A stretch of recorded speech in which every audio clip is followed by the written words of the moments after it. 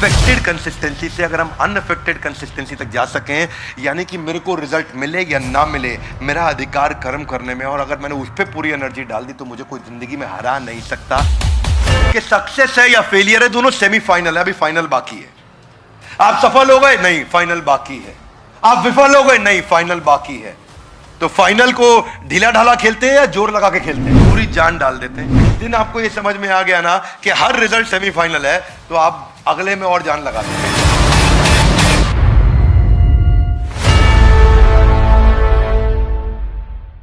आज के इस एपिसोड में हम चर्चा करेंगे सबसे पॉपुलर श्लोक की, भगवद गीता के दूसरे अध्याय का 47वां श्लोक 247। कर्मण्येवाधिकारस्ते मा फलेषु कदाचन मा कर्म फल हेतुर्भु मा ते संगस्त्व कर्मणि। ये सबसे पॉपुलर श्लोक है गीता का, सबने कभी ना कभी सुना होगा। Loudly yes no. ये श्लोक है जीवन में उतारने वाला। और आज हमारे इस प्रोग्राम सीरीज का नाम क्या है? Come on, Gita in action के इस एपिसोड में आप सबका बहुत बहुत स्वागत है।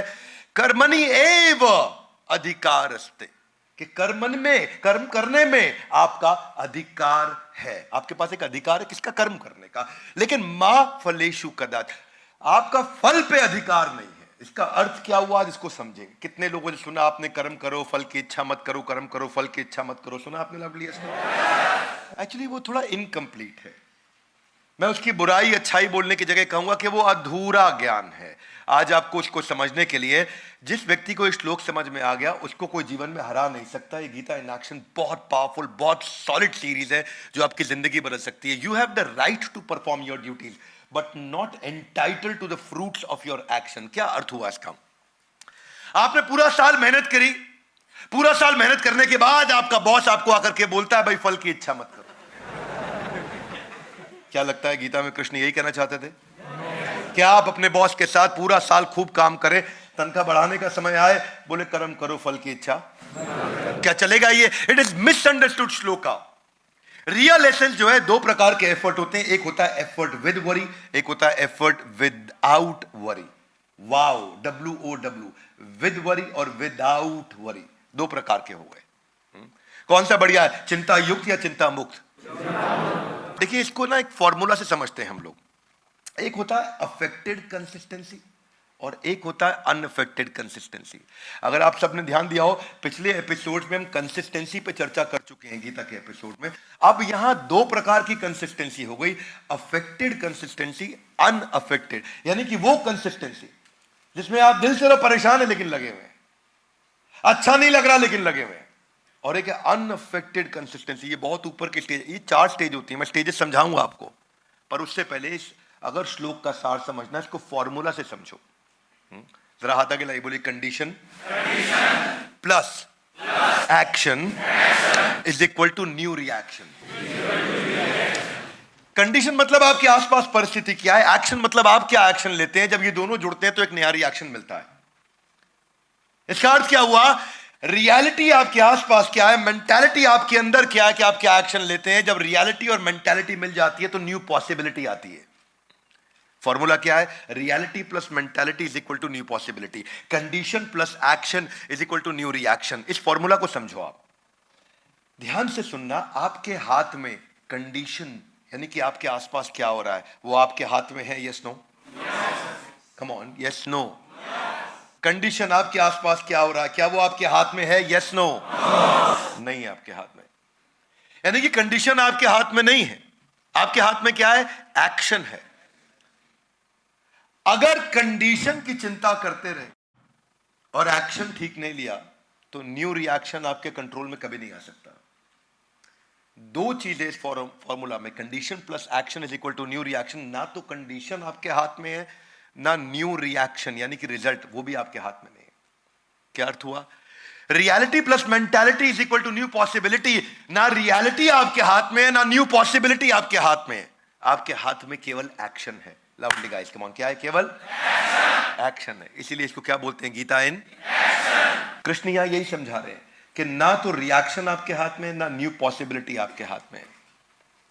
आपके हाथ में क्या है? एक्शन। एक्शन आपके हाथ में है। वही कृष्ण ने समझाया कि केवल इसी पे फोकस करो कि जब जब आप रिजल्ट की चिंता करते हो, don't get attach to the result. Result मतलब जो एंड आउटकम है, जो एंड आउट, जो बीच बीच में मिलता रहेगा आपको, एंड आउटकम मतलब बार बार मिलेगा। आपको चिंता किसकी करनी है? पर्पस की। जीवन का लक्ष्य क्या है? पर्पस की। पर्पस पे लगा रहूंगा। मैं आज आपको एक फॉर्मूला देता हूं, इसको बोलते हैं यूपीएससी फॉर्मूला, जो भगवान ने समझाया। यूपीएससी की तैयारी करी है किसी ने? यूपीएससी की जब तैयारी करते हैं तो बहुत तैयारी होती है। कृष्ण भी यूपीएससी की तैयारी करा रहे हैं श्लोक में। हाथ आगे लाइक कैसे? यहां यूपीएससी का अर्थ है unaffected, peaceful, stable concentration. UPSC, हाथ आगे लाइए। अनअफेक्टेड, दिल में है पीसफुल, स्टेबल कंसंट्रेशन, ये है यूपीएससी। ये बड़ी गहरी बात है भैया, इसको समझो। अनअफेक्टेड का मतलब क्या हो गया? मेरी कुछ भी परिस्थिति है, आसपास कोई भी कंडीशन है, अनअफेक्टेड, पीसफुल, स्टेबल कंसंट्रेशन। मैं लगा रहूंगा, लगा रहूंगा, लगा रहूंगा, लगा रहूंगा, लगा रहूंगा, लगा रहूंगा। वहां कृष्ण बोल रहे हैं आपके हाथ में केवल एफर्ट है, रिजल्ट आपके हाथ में कभी भी नहीं होगा। हाँ, आपने कभी भी बुद्धिस्ट मॉन्क या कभी साउथ ईस्ट एशिया में जो मॉन्क होते हैं, जब उनकी मॉनेस्ट्री के अंदर तीरंदाजी की प्रैक्टिस होती है, जरा मेरी बात को ध्यान से सुनना, वो जब तीर चला रहे होते हैं, आप तीर छोड़ने के बाद सामने मत देखो डार्ट पे वो कहां जाके लगाए, उनके चेहरे को देखो। उनके चेहरे को देख के अगर बुल्स आए हुआ है तो भी पता नहीं चलेगा, और तीर अगर बाहर निकल गया तो भी पता नहीं चलेगा। चेहरे को देख के समझ में नहीं आता उनके। वो इतना स्टेबल, इतना पीसफुल है। उसने तीर चलाया, छोड़ा, ठक, बाहर निकल गया, डिस्टर्ब नहीं है। दोबारा तीर चलाया, फिर छोड़ा, 100 में से 100 बुल्स आए, डिस्टर्ब नहीं है, वैसे का वैसा है। एक्साइटेड नहीं है, डिस्टर्ब नहीं है। वो कंसिस्टेंट है, अनअफेक्टेड है, और पीसफुल है, और कंसिस्टेंट एक्शन लेता रहता है। ये वाला जो माइंडसेट कृष्ण ने यहां पे दिया है, सक्सेस हो या failure, always remain same. This is the only formula to reduce your pain. It is the only formula to reduce your pain. देखो 4 प्रकार के एक्शंस हैं। सबसे नीचे कौन सा है? सबसे नीचे है कंसिस्टेंट इन एक्शन। ये क्या होता है कंसिस्टेंट इन एक्शन? ये कंसिस्टेंटली कोई एक्शन ही नहीं लेगा, ये बैठा रहता है, देखता रहता है, अरे ये हो गया, अरे वैसा ऐसा। ये 0 आउट ऑफ 100 है। कम ऑन, क्या है ये? 0 आउट ऑफ 100। मेरी कंपनी के अंदर एक एम्प्लॉई 30,000 रुपए महीने पे ज्वाइन किया 5 साल पहले, और मेरी एक और, इसी कंपनी के अंदर एक और एम्प्लॉई 60,000 रुपए महीने पे ज्वाइन किया 5 साल पहले। ये 60,000 रुपए महीने वाला आज 5 लाख रुपए महीने पे पहुंच गया, लगभग 6 लाख रुपए महीने पे पहुंच गया, और वो 30,000 रुपए वाला अभी 60,000 रुपए महीने पे पहुंचा। यानी कि 5 साल में इसकी तनख्वाह हुई 2 गुना, और 5 साल में उसकी तनख्वाह हुई 10 गुना। दोनों में कुछ ना कुछ फर्क होगा। क्या मेरी बात समझ आ रही है लाउडली? इनमें फर्क क्या है? फर्क यही है, जो सबसे नीचे वाला है ना, वो कंसिस्टेंट इन एक्शन, वो कोई एक्शन नहीं लेता। इससे ऊपर वाला कौन है? वो कौन सा? Inconsistent action. इनकंसिस्टेंट मतलब स्टेबिलिटी नहीं है, एक्शन लेगा। जब सब अच्छा चल रहा है एक्शन लेगा, सब अच्छा खराब चल रहा है एक्शन लेना बंद कर देगा। बरसाती मेंढक, बरसात आएगी फुदकने लगेगा, नहीं आएगी बैठ जाएगा अंदर। ये वो है सर्कमस्टेंशियल मैनेजर। सर्कमस्टेंस अच्छे हैं, बहुत एक्साइटेड है, सर्कमस्टेंस खराब है, डूब गया, कुछ नहीं करेगा। ये है 33 आउट ऑफ 100। क्या है? इनसे और ऊपर चलो, वो कौन से हैं? Affected consistent action. यानी कि एक्शन लेता रहेगा, लेता रहेगा, लेकिन अंदर से किल किल करता रहेगा, डिस्टर्ब होता रहेगा। देखो यहां कोई मेरी सुनता नहीं, लेकिन लगा रहेगा। अरे देखो मेरे को तंग कर रखा, लेकिन लगा रहेगा। बदतमीज लोग हैं यहां, लगा रहेगा। नौकरी छोड़ के नहीं जाएगा, लगा रहेगा। पर हर समय बॉस को आजू बाजू गाली भी देता रहेगा, लगा भी रहेगा। हर समय आसपास, आपने देखा कई बार कुछ घर में पति पत्नी के बीच में ऐसा ही होता है। क्या रहता है उनका? अफेक्टेड है, आपस में बहुत डिस्टर्ब है, लेकिन कंसिस्टेंट है। क्या बोलती है पत्नी? तुमको तो कब का छोड़ दिया होता है, तो बच्चों के कारण तुम्हारे साथ रह रही हूं। ये तो बच्चों के कारण तुम्हारे साथ रह रही हूं। ये क्या है? अफेक्टेड, डिस्टर्ब है, लेकिन कंसिस्टेंटली लगे हुए हैं, रहना इसी के साथ है, क्या करें। मेरे को तो पंडित जी ने पहले ही बता दिया था, शादी से पहले मेरा राजयोग था। क्या? डिस्टर्ब है, लेकिन लगे हुए, लगे हुए। ठीक है, बेटर है। 66 आउट ऑफ 100 है। 0 out of 100, 33 out of 100, 66 out of 100। पर कृष्ण ने क्या बताया? ना ना, ये सब नहीं बताया। उन्होंने बताया अनअफेक्टेड, मेरे साथ अच्छा हो रहा है अनअफेक्टेड, बुरा हो रहा है अनअफेक्टेड। कमल का फूल कीचड़ में रहता है, कीचड़ में पैदा होता है, कीचड़ में ही जीवन बिता देता है, लेकिन इतना सा भी कीचड़ अपने को छूने नहीं देता। उस पर पानी गिर जाए नीचे गिर जाएगा, कीचड़ गिर जाए नीचे गिर जाएगा, कमल के फूल पे छू नहीं सकता। उसको बोलते हैं अनअफेक्टेड कंसिस्टेंट एक्शन। ये है जो आज चर्चा कर रहे हैं भगवद गीता के श्लोक में। क्या मेरी बात समझ आ रही है आप लोग को? इसका अर्थ क्या है? इसके अगले श्लोक में, दूसरे अध्याय के 48वें श्लोक में कृष्ण कहते हैं सिद्धा सिद्ध यो समो भूत्वा समत्वम योग उच्यते। आप आगे मत बढ़ो, आप मेरे साथ रहो, बाद में आराम से देखना। यहां क्या कहते हैं? सिद्धा सिद्धयो समो भूत्वा, कि सिद्धि असिद्धि, सिद्धि मतलब सफलता, असिद्धि मतलब सफलता नहीं मिली, समो भूत्वा समान परिस्थिति से एक्शन लेता रहेगा, डिस्टर्ब हो ना हो। इसको क्या बोलते हैं? Unaffected consistent action. ये बड़ा गहरा श्लोक है भाई साहब। इस वीडियो को 2-3 बार आपको देखना पड़ेगा अगर आप इस वीडियो की गहराई को समझना चाहते हैं। अनअफेक्टेड कंसिस्टेंट एक्शन, मैं कुछ उदाहरण भी दूंगा आपको। ये जो इक्वानिमिटी है, that can save you from insanity, मतलब पागलपन से आपको बचा सकता है, क्योंकि आदमी डिस्टर्ब इसलिए होता है। देखो मैं आपको ऐसे समझाता हूं कि सक्सेस है या फेलियर है, दोनों सेमीफाइनल है, अभी फाइनल बाकी है। आप सफल हो गए? नहीं, फाइनल बाकी है। आप विफल हो गए? नहीं, फाइनल बाकी है। तो फाइनल को ढीला ढाला खेलते हैं या जोर लगा के खेलते हैं? जोर लगा के खेलते हैं कि पूरी जान डाल देते हैं? पूरी जान डाल देते हैं। सक्सेस आया, फाइनल बाकी है, पूरी जान लगानी है। फेलियर आया, फाइनल बाकी है, पूरी जान लगानी है। अरे 0 आया, फाइनल बाकी है, पूरी जान लगानी है। अरे 100 में 100 आया, नहीं, फाइनल बाकी है, पूरी जान लगानी है। ये कृष्ण समझा रहे हैं। क्या मेरी बात समझ आ रही है लाउडली? ये एफर्ट को फोकस करना, ये एफर्ट को फोकस करना, क्योंकि कंडीशन आपके हाथ में नहीं है, केवल एक्शन आपके हाथ में है। और जितना अच्छा एक्शन होगा उतना अच्छा न्यू रिएक्शन होगा। क्या ये सारा मुद्दा? क्योंकि देखो, रियलिटी मेरे हाथ में नहीं है, मेंटालिटी मेरे हाथ में है। रियलिटी में को मैं नहीं बदल सकता, मेंटालिटी को मैं बदल सकता हूं। जितनी अच्छी मेंटालिटी होगी उतनी न्यू पॉसिबिलिटी होगी। अगर मेंटालिटी भी खराब और रियलिटी भी खराब तो पॉसिबिलिटी 100% खराब। यही कृष्ण समझा रहे हैं। कर्म करोगे, हो सकता है फल मिले, हो सकता है ना मिले, पर अगर कर्म नहीं किया तो पक्का हो गया फल। ये है दूसरे अध्याय का 47वां श्लोक। फल पे गौर करना। फल पे गौर करने का लाभ हुआ है किसी को? नहीं हुआ। हाँ, खाली न्यूटन को हुआ है। उसने फल पे गौर किया था, उसका फल नीचे गिरा तो हमारे को ग्रेविटी समझ। उसके अलावा किसी को फल पे गौर करने का लाभ नहीं मिलता है। Otherwise expectation is directly proportionate to frustration. जितनी ही एक्सपेक्टेशन रिजल्ट की उतनी ज्यादा फ्रस्ट्रेशन, क्योंकि रिजल्ट मेरे हिसाब से हमेशा मिलता नहीं, क्योंकि वो मेरे हाथ में है ही नहीं। कंडीशन नहीं है, एक्शन मेरे हाथ में है। इसलिए आप देखते हो ना कि अफेक्टेड अनअफेक्टेड कंसिस्टेंसी में यही फर्क है। एक होता है किल किल कंसिस्टेंसी और एक होता है किल इट कंसिस्टेंसी। किल किल देखा मैं, कुछ लोग हर समय किल किल करते रहते, किल किल किल किल किल किल किल। माता पिता की सेवा करते, किल किल किल किल लगे हुए, लेकिन कर कंसिस्टेंट है, छोड़ा नहीं पिताजी को, लेकिन साथ साथ कुछ भी बोले जा रहे। सरकारी कंपनी में देखो, इतना दुखी सरकारी एम्प्लॉय अंदर से, इतना दुख, छोड़ क्यों नहीं छोड़ूंगा नहीं, सरकारी नौकरी है भैया, छोड़ूंगा नहीं। कंसिस्टेंट है, लेकिन क्या है? अफेक्टेड है अंदर से, है कि नहीं? डिसएंगेज्ड एम्प्लॉय आपको हमेशा कंपनी में से मिलेंगे। यही है श्लोक। सिद्धयो असिद्धयो, सिद्धि हो या असिद्धि हो, आपको सफलता हो असफलता हो, बस जिस दिन ये समझ में आया ना, 100 आउट ऑफ 100 जो बुद्धिस्ट होते हैं वो समझते हैं कि अगर किसी की मृत्यु हो भी गई तो वो एक बड़े चक्र का छोटा हिस्सा है। वो बड़ी से बड़ी चीज से भी कभी डिस्टर्ब नहीं होते। ये है UPSC, unaffected peaceful consistent action. Come on, one more time, unaffected peaceful consistent action.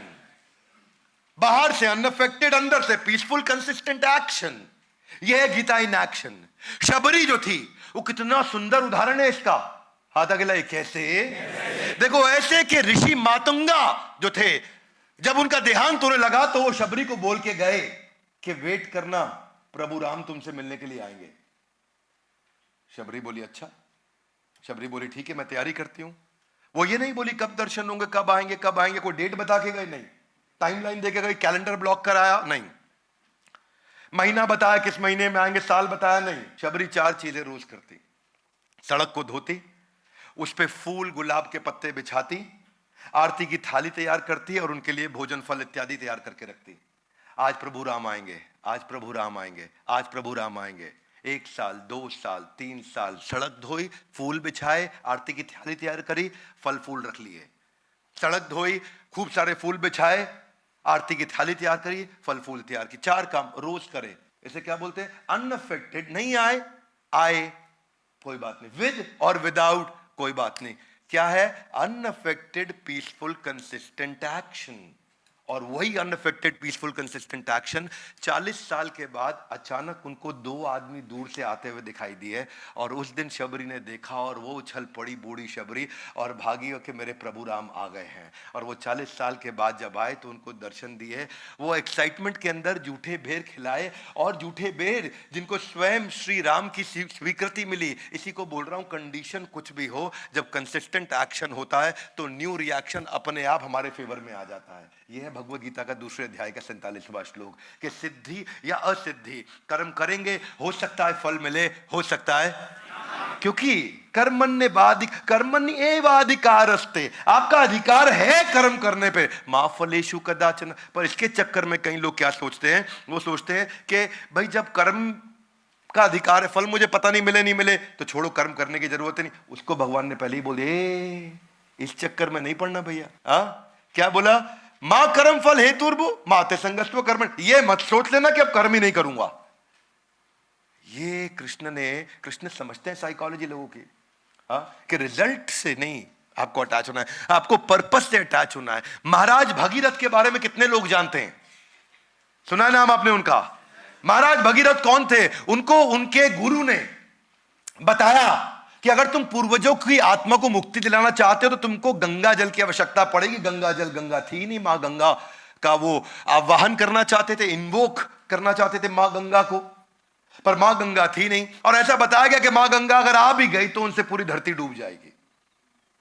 तो उन्होंने कहा मैं तपस्या करता हूं, मैं भगवान शिव को प्रार्थना करता हूं, ब्रह्मा जी अगर अपने कमंडल से गंगा को छोड़ दें तो धरती डूब जाएगी। वो तो अपनी जटाओं के अंदर भगवान शिव ने उनको समा लिया था, इसीलिए गंगा के साथ।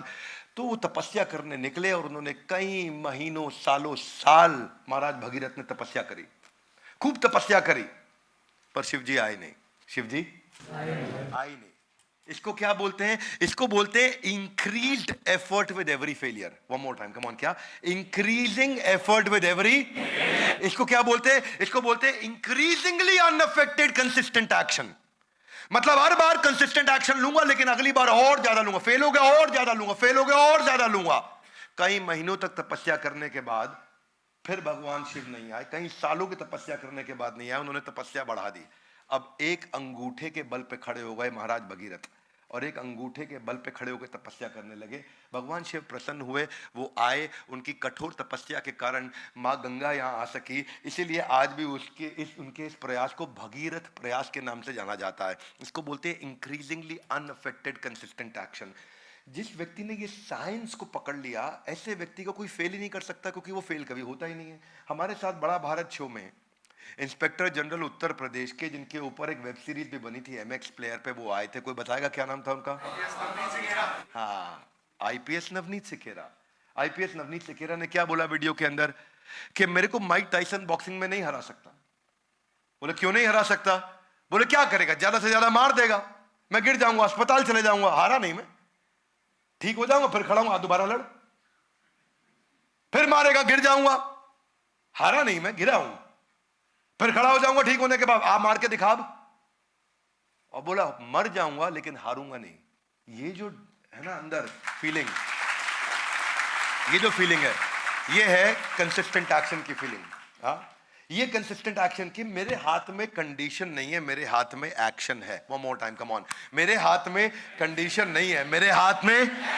और जितना अच्छा एक्शन, उतना ज्यादा possibility of positive new reaction. जिस दिन इंसान कर्म को एंजॉय करना शुरू कर दे, फल आए या नहीं आए उसकी चिंता खत्म हो जाती है।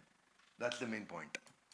हाँ देखिए, आप हाथ आगे लाइए, हाथ आगे लाइए। ये रिजल्ट है और वो पर्पस है।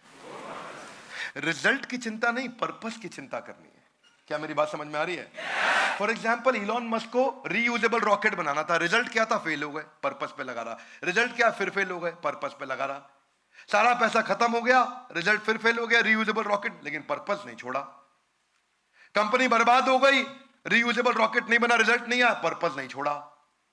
लगा रहा, बाजार से पैसा लेकर के आया, आखिरी मौका था, पर्पस नहीं छोड़ा और बाद में उसको सफलता मिली। क्योंकि सक्सेस और फेलियर फाइनल नहीं है, क्या है? सेमीफाइनल है। सक्सेस और फेलियर फाइनल नहीं है, सेमीफाइनल है। आप हर रिजल्ट के बाद आपको, जब आपने ये फीलिंग के साथ अगला मैच लड़ा के फाइनल बाकी है, तो आप जान कम लगाओगे ज्यादा लगाओगे? देखो एक मेरी बात सुनो, हाथ आगे लाइए। Condition, action, new reaction.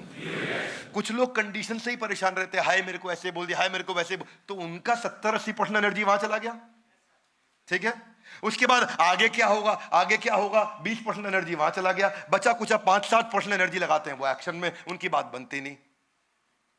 अगर आपने कंडीशन की चिंता छोड़ दी, उसकी एनर्जी बच गई। रिजल्ट जो आगे आएगा, कंडीशन जो पीछे हो रहा है, रिजल्ट जो आगे आएगा उसकी चिंता छोड़ दी, उसकी एनर्जी बच गई। अगर दोनों की एनर्जी निकाल के एक ही चीज पर लगा दिया, कंसिस्टेंट एक्शन पर, तो इसमें 100% एनर्जी चली गई। क्या मेरी बात समझ में आ रही है भाई लोग? ये फॉर्मूला दे रहे हैं भगवान। इतनी डेप्थ मुझे दुनिया में कहीं नहीं मिली जितनी मुझे यहां लगी, क्योंकि जब आपका डर खत्म हो गया, प्रहलाद, भक्त प्रहलाद, जो कौन थे? ये हिरण्यकश्यपु के पुत्र थे, आप लोग को पता होगा सबको।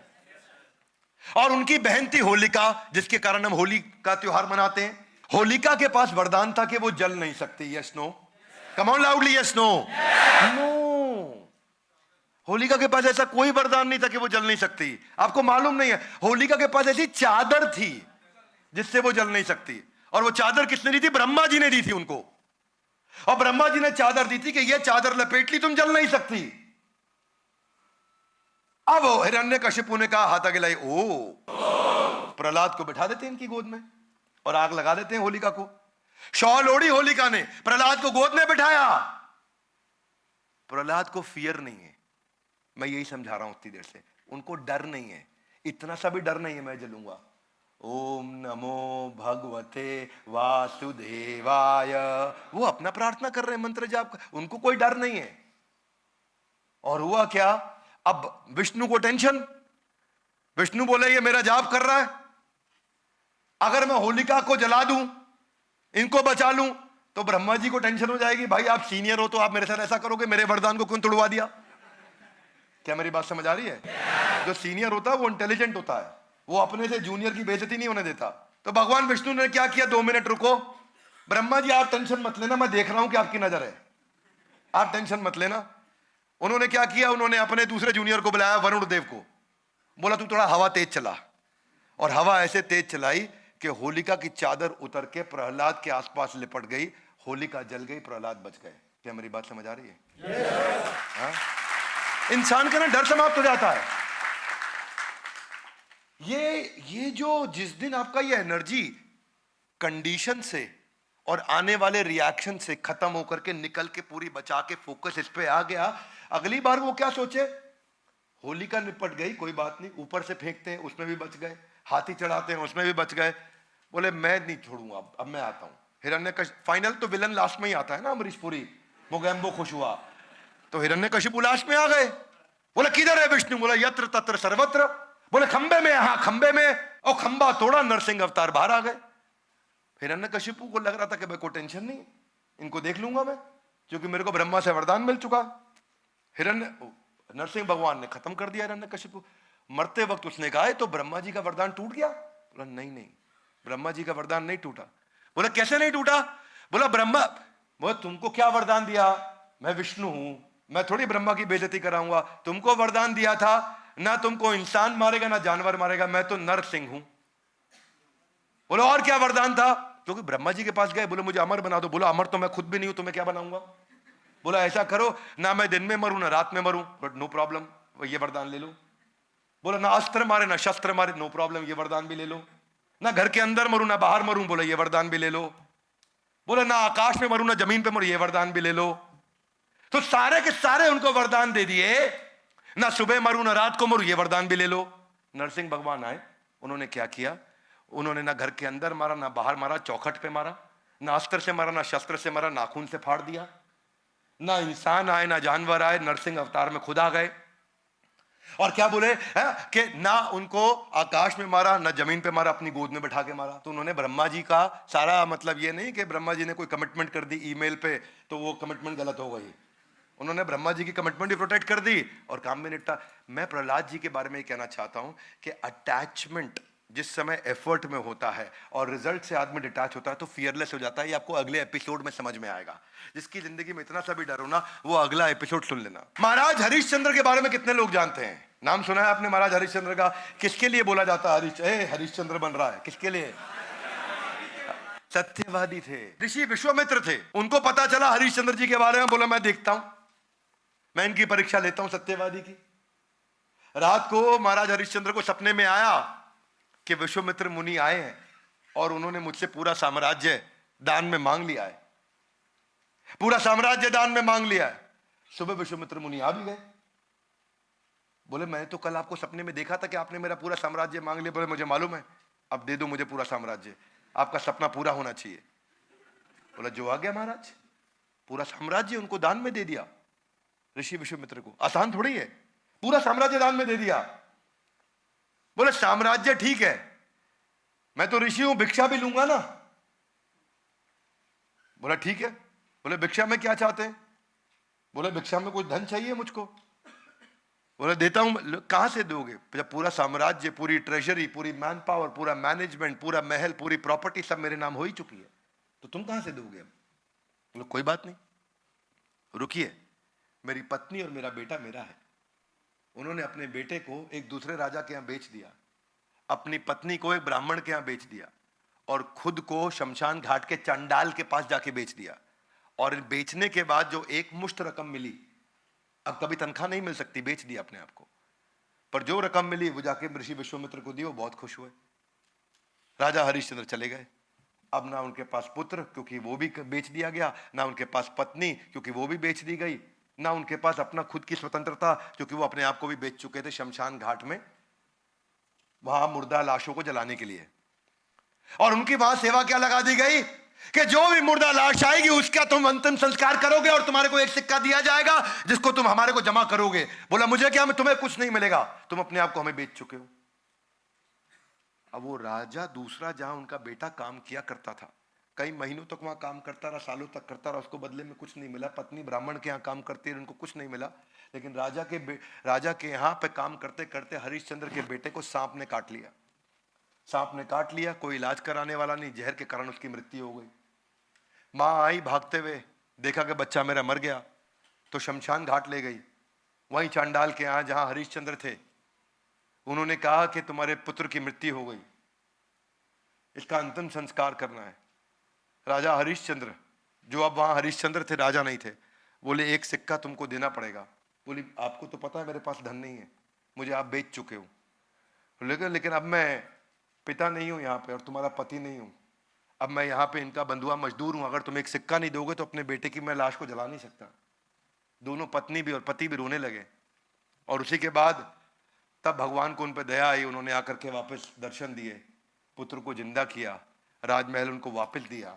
राजा हरिश्चंद्र एकदम फियरलेस थे, और इतना फियरलेस थे, इतना अनअफेक्टेड थे, इतना पीसफुल थे, इतना कंसिस्टेंट एक्शन था कि आज सैकड़ों हजारों साल के बाद भी महाराज हरिश्चंद्र के हम सब के सब इतने उत्साह से याद करते हैं। रियलिटी आप नहीं बदल सकते, केवल मेंटालिटी बदल सकते हैं। कंडीशन आप नहीं बदल सकते, आप केवल क्या बदल सकते हैं? एक्शन बदल सकते हैं। प्रवीण तांबे की कहानी आप जानते हैं ना, 20 साल तक क्रिकेट नहीं खेल पाया वो, 20 साल तक, 1995 से 2014-13 तक। 2013 में जाकर के 41 साल की उम्र में उनको एक बार एक एक्स्ट्रा की तरह ले लिया क्योंकि एक खिलाड़ी को चोट लग गई थी, पर वो 20 साल तक उन्होंने उत्साह छोड़ा नहीं। 48 साल की उम्र तक इतनी ज्यादा उम्र वाले आईपीएल पे खरीदे गए एकमात्र खिलाड़ी रहे, एक के बाद एक उन्होंने कई अवार्ड जीते। बस मैं यही आपसे आज कहना चाहता हूं कि ये अफेक्टेड कंसिस्टेंसी से अगर हम अनअफेक्टेड कंसिस्टेंसी तक जा सकें, यानी कि मेरे को रिजल्ट मिले या ना मिले, मेरा अधिकार कर्म करने में, और अगर मैंने उस पर पूरी एनर्जी डाल दी तो मुझे कोई जिंदगी में हरा नहीं सकता। मुझे लोग गिरा सकते हैं पर मुझे हरा नहीं सकते। This is called Gita in action. ये था हमारा दूसरे अध्याय का 47वां श्लोक, जिसको आज हमने समझा, कर्मण्येवाधिकारस्ते मा फलेषु कदाचन। भगवद गीता इन एक्शन जो हमने सीरीज शुरू करी है, इससे में हम चाहते हैं इसके एक एक एपिसोड को देखना चाहिए। Come on, would you agree with me loudly? Yes no? Hey come on, yes no? एक एक एपिसोड को आके देखना चाहिए। हर एपिसोड में बहुत गहराई है, हर एपिसोड में बहुत पावरफुल मैसेज है।